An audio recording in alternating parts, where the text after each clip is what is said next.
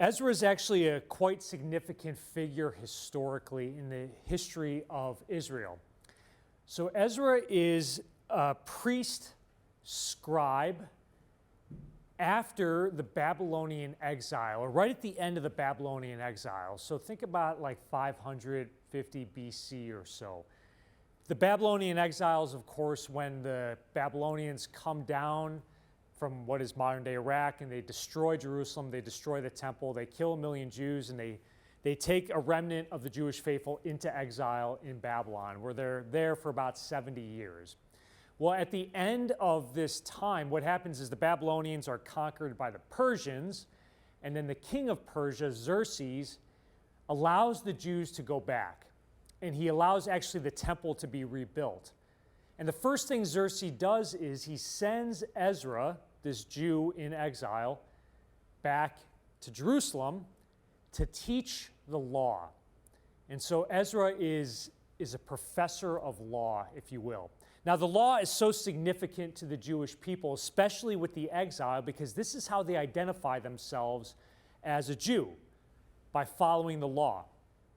With the Babylonian exile and the destruction of Jerusalem in the 6th century, to be a Jew is no longer to be nationally identified, because you have the diaspora. They're all spread around all over the Middle East. So it's not just, I'm a Jew if I'm an Israelite, because Israel's gone. You have Jews in Egypt, you have Jews in Syria and Babylon. So it's no longer a national identity from which one identifies himself or herself.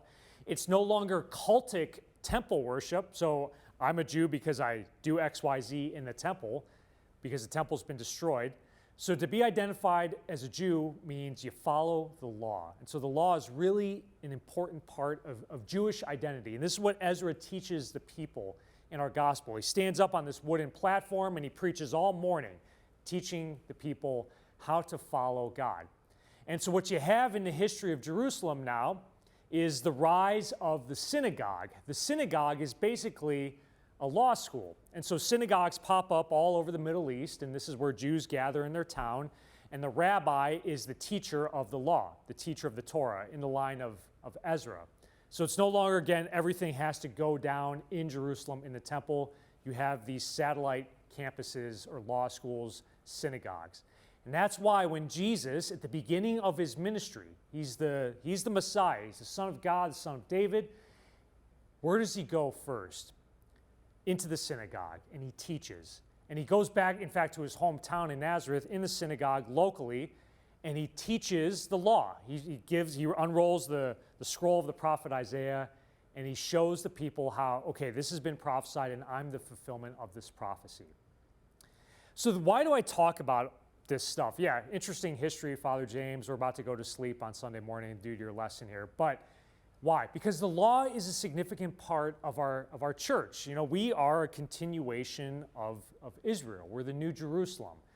And so to be a Christian people is a people that both loves God and we love our neighbor, and we're inspired by the Spirit to do spontaneous things, but we're also a people that have to know our history, and we have to know our law, and we have to follow our law. Not that we're slaves to the law, but the law is always meant to lead us closer to Jesus Christ. So maybe a fun spiritual exercise that you can do today is to think of a law in the church that you don't particularly like. Okay, I can name a few of them myself. Anything from fasting on a Friday in Lent, not eating meat, to fasting an hour before communion, whatever it might be, or some social justice or some moral law that you just don't really like. Think about that law and make praying with that law an act of surrender to God. You might not like it, but try to follow it. And in following it, what you're doing is you're loving God, and you're, again, devoting yourself to Jesus Christ, and you're surrendering and you're trusting in him. It's not so much the law that matters, but ultimately your soul, and again, your surrender and trust in Jesus Christ. Amen.